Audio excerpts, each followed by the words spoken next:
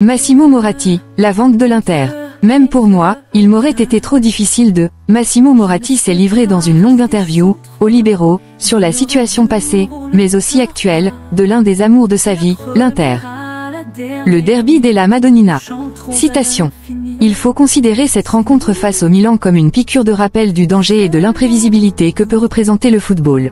Ce qu'il s'est passé ne me donne pas l'idée d'un changement des forces en présence sur le terrain, je ne m'y attendais pas et je pense que personne ne s'y attendait non plus parmi les joueurs, le club et les tifosi. Milan est allé au mérite en réalisant un beau match, mais cette défaite peut aussi s'avérer positive pour l'Inter. Nous ne sommes qu'au début de la saison, ce n'est pas très grave de laisser des points en cours de route et cette défaite peut finalement permettre à l'équipe de se mettre en condition et de comprendre quelle est la bonne mentalité à adopter, une fois un certain niveau atteint. L'équipe est là, elle est forte et l'entraîneur est également très bon.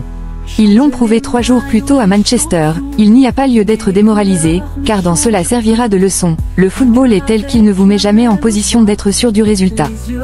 Lautaro. Citation.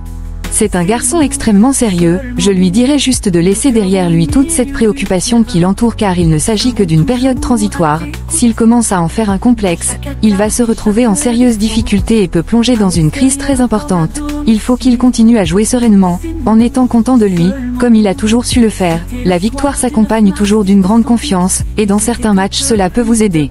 Mais dans d'autres elle peut représenter une encre qui vous tire vers le bas. Soyons objectifs, l'Inter est forte, elle a 24 bons joueurs et un très bon entraîneur. Nous devons certainement tenir compte de la nouvelle formule de la Ligue des Champions, et s'ils parviennent à résister physiquement à l'incroyable nombre de matchs qui nous attend, ils ont toutes les qualités pour gagner à nouveau. Le foot moderne. Citation. On joue trop, cette année, il faut aussi ajouter la Coupe du Monde des clubs, il y a toute une série de compétitions interminables, cela devient un vrai et dangereux tour de force. Moi-même, en tant que tifoso, je peux vous dire que cela ne représente pas que des avantages. Aujourd'hui, nous sommes habitués à regarder un match par jour, et nous sommes même désespérés quand il n'y en a pas. Mais à l'heure actuelle, vous ne pouvez même pas regarder un match en entier que vous êtes déjà inconsciemment projeté à penser à ce qui se passera au prochain. Citation. Il n'y a plus cette curiosité ni cette anticipation, tous ces facteurs qui dans le passé donnaient des émotions, même très fortes, à des centaines de milliers de tifosi, sont en train de disparaître. Il ne vous reste que la seule satisfaction de voir un match chaque jour et l'on emprunte des raccourcis. Prenez en exemple l'Inter qui vient de se retrouver dans la situation incroyable de passer de l'équipe la plus forte du monde, après sa super performance contre City, à l'équipe la plus faible, après sa défaite contre Milan. Je me marre. Citation. C'est presque toujours comme ça, quand on en fait trop, on finit par se manger tout seul et même tout semble déjà écrit. Le football devient trop mécanisé, les joueurs eux-mêmes se concentrent sur le 3, 5, 2, sur le 4, 3, 3, ils semblent s'appliquer davantage à ces dynamiques, plutôt qu'à la vieille idée qu'il faut d'abord savoir utiliser ses pieds de manière merveilleuse pour toucher et jouer avec le ballon comme on le souhaite, pour le sentir comme un objet qui, si on le traite bien, il nous rend quelque chose de splendide et de surprenant en retour. À présent, on en devient même de moins en moins étonné. Christophe Urbanski. Citation. Avant, c'était beau de découvrir au jour le jour les caractéristiques d'un footballeur, de passer des nuits à observer ses images vidéo, à l'imaginer sur le terrain, à chercher à percevoir tout son potentiel.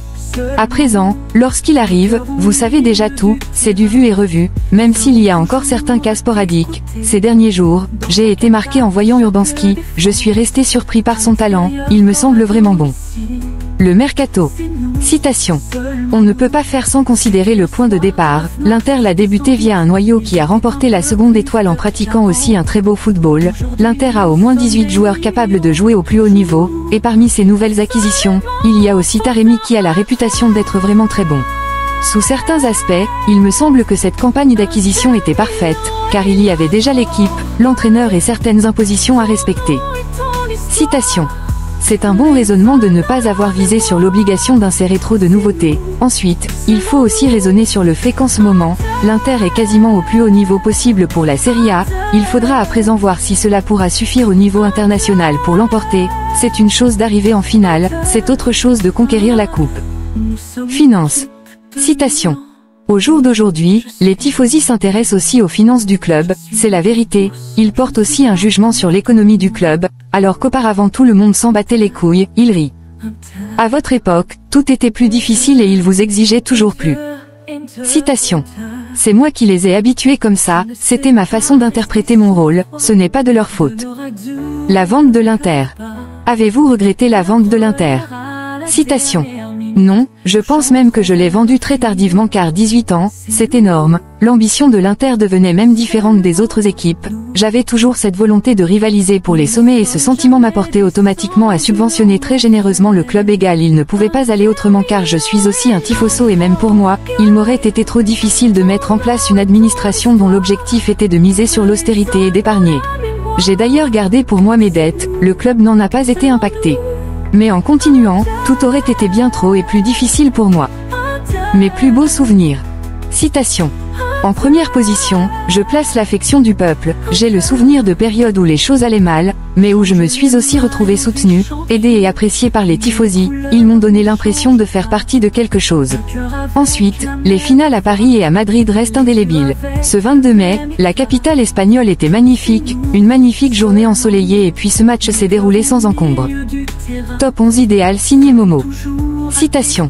C'est bien trop difficile pour moi, même pour une question de reconnaissance envers les garçons qui m'ont fait remporter le triplé, et comment pourriez-vous écarter de cette si bellissima Inter Ronaldo, Djorkaeff, Zamorano, Baggio, des joueurs phénoménaux avec qui je n'ai gagné qu'une coupe de l'UEFA, regardez leur potentiel, leur puissance.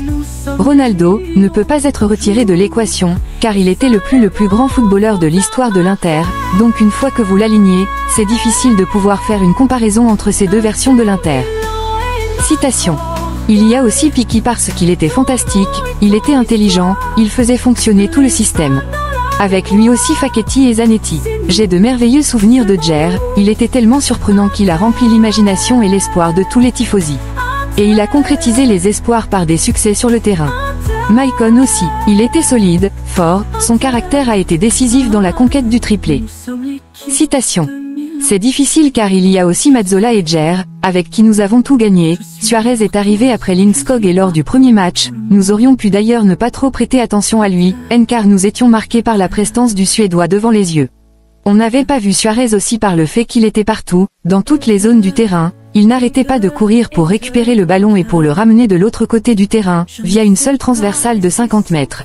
C'est aussi à ce moment-là que j'ai compris que le jeu pratiqué par notre milieu de terrain sentait la classe, il y avait cette intuition, on ressentait les qualités de ce joueur. Mario Corso, qui était un génie, a trouvé en Suarez le compagnon idéal. Citation. Il y a aussi deux footballeurs des temps modernes que je n'ai jamais revus dans aucune autre équipe, même si certains sont de grande classe. Tous mes joueurs avaient les qualités pour me faire vibrer, mais je ne peux pas oublier Cambiasso, un milieu de terrain phénoménal. Ainsi que Snyder, qui a multiplié la vitesse de cette équipe. Mais ces deux-là, Corso et Suarez, sont les deux plus grands milieux de terrain que je n'ai jamais vus et je garde une très belle dédicace qu'ils m'ont donnée avant même que je ne devienne président. Anthony Gilles, internationale.fr. Change les maillots.